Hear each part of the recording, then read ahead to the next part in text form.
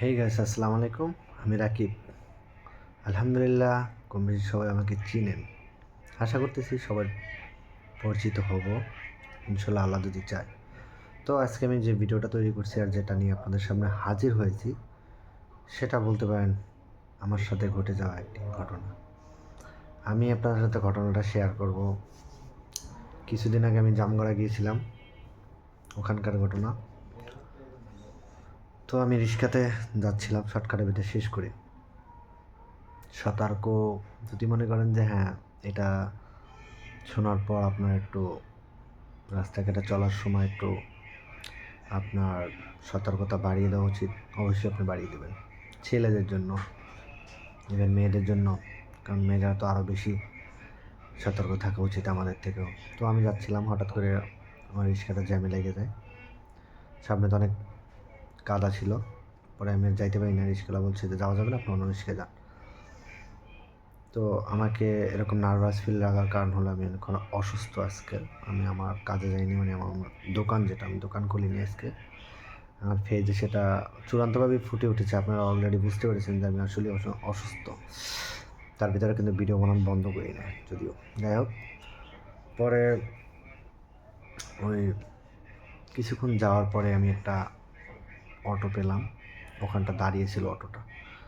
তো আমার মনে হয় অটোটা ওখান থেকে তারা চূড়ান্তভাবে তারা দাঁড়িয়েছিল যে তারা কাউকে নিবে, একটা সিট ফাঁকা রেখে তারপর যাচ্ছিল। সামনে একটা লোক বসা ছিল, ওই লোকটা সেটিং লোক ছিল না, কিন্তু পিছনে একটা মেয়ে ছিল, মেয়ে দিয়ে ওর অটোওয়ালা একটা ফাঁদ পাচ্ছিল। তো আমি ভাবতে পারি না, আমাদের এলাকাটা গ্রাম সাইডের মতো, আবার শহরও আছে। ভাবতে পারি না যে এরকম একটা জায়গা, আমার এরিয়াতে, আমার পরিচিত এলাকায় আমার সাথে এরকম একটা ঘটনা ঘটবে। আদৌ আমি চিন্তা করি না। তারপর হয়ে গেছে, যেভাবে হোক না কেন।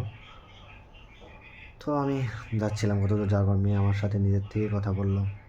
যাইছে নিজের থেকে আমার সাথে কথা বললো, পরিচিত হলো, সব কিছু এভরিথিং ইজ ডিটেলস নিল। আমার পারফেক্ট আছে কিনা, আমি কী করি, আমি বাসা কোথায় আমার, আমি কোথায় থাকি, সব কিছু বললাম। যে আমার দেশের বাড়ি ছিল, সেটা আমি বিক্রি করে আমি নবীনগরে আমার নিজস্ব বাড়ি তৈরি করেছি। সব কিছু বলছিলাম আর কি। তো এটা নিয়ে আরও কথা বলার পরে সে বলল আমি ফের, সে নাকি সিঙ্গেল, বয়ফ্রেন্ড নেয়। আমাকে কিছুক্ষণ পর বলতেছিল যে সে, আমি নাকি কিউটের ডিব্বা, এই আমি জমি নানান কথা। তো তা আমি কিউটের ডিব্বা টিব্বা শোনার পর নিজের একটু মনের ভিতরে ভালো লাগা কাজ শুরু করলাম। এটা হয়তো বা খারাপ না দেখতে, এত ফ্রিলি হয়তো বা সহজ সহজ হতে পারে, রাজশাহী বাড়ি, সে পরিচিত লোক। কিন্তু তার ভিতরে যে এত কিছু ফাঁক থাকবে, আসলে এই শহর অঞ্চলে কাউকে হুট করে বিশ্বাস করাটা মুসিবত, খুবই মুসিবত, আমি যেটা দেখলাম। পরবর্তীতে আমি ভিডিও বেশি লং করবো না। আমাকে নিয়ে গেলো জামগড়াতে, কিছু খাওয়া দাওয়া করলাম দামি একটা রেস্টুরেন্টে, ভালোই খরচা টরচা হলো আমার, সেটা বাদ দেন। পরে সন্ধ্যা হয়ে গেলো, বললো চলো আমরা একটা ফাঁকা জায়গা দিয়ে ঘুরে আসি। ছেলে মানুষ বুঝেনি তো, একটু কিউরিয়াসি ফিল তো হবেই, স্বাভাবিক একটু কিউরিয়াসি ফিল তো হবেই। কিন্তু ওর ভিতরে, মনের ভিতরে যে এতটা ফাঁক ছিল সেটা আমি জানতাম না। পরবর্তীতে আমি একটা দোকান থেকে স্পিড আর চিপস কিনতেছিলাম, একটা লোক কথা বলছিল, দেখলাম ওর সামনে দিকে রাস্তা দিকে গেলো গা। পরে বলছে তাড়াতাড়ি চলে এসো। আমি মনে করছি হয়তো ওরা আর বাসায় আশেপাশে, কিন্তু এইখানটাতে ঝামেলা ছিল, আমি বুঝতে পারিনি। পরবর্তীতে আমি গেলাম, যাওয়ার পরে অনেক দূর গেলাম, দেখি নির্জন একটা এলাকা। আমি ওই এলাকাটাতে আগে কখনো যাইনি। মানে কী বলবো, হুটহাট 10-15 মিনিট পর পর এক একটা গাড়ি যায়, একদম কোনো বসত বাড়ি নেই। তো ওখানটাতেও আস্তে আস্তে ভিতর দিকে যাচ্ছিলো। তো আমি, আমার মনে সায় দিচ্ছিল না যে এখানটাতে যাবো না। আমার ফোন আছে, ফোনে অ্যাকাউন্ট আছে, আমার দোকান আছে, দোকানে বিকাশ টিকাশ অনেক কিছু আছে। তো আমার ব্যালেন্স ছিল, তো আমি ভিতরে আর যাইনি।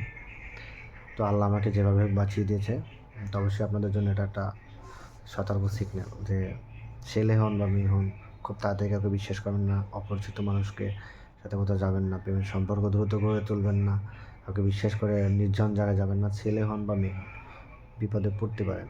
আল্লাহ আমাকে সেভ করেছে, আলহামদুলিল্লাহ, আল্লাহর কাছে লাখ লাখ শুক্রিয়া। আপনার সাথে দুর্ঘটনাটা হয়েও যেতে পারে, এবং আমার সাথে পরবর্তীতে হলে আমার সাথেও হয়ে যেতে পারে। তো আলহামদুলিল্লাহ, শুক্রিয়া। তো এটাই ছিল আমার মূলত ভিডিও আপনাদের কাছে শেয়ার করার জন্য। ভালো লাগলে অবশ্যই লাইক, কমেন্ট এবং সাবস্ক্রাইব করে দিয়ে অল বেল আইকন দিয়ে বাজিয়ে রাখবেন। আমি কিন্তু কোনো ফালতু কথা বলিনি, কোনো মিথ্যা কথা বলিনি। যতটুকু আমার সাথে ঘটেছে ততটুকুই। সবাই ভালো থাকবেন, আল্লাহ হাফেজ, টেক কেয়ার।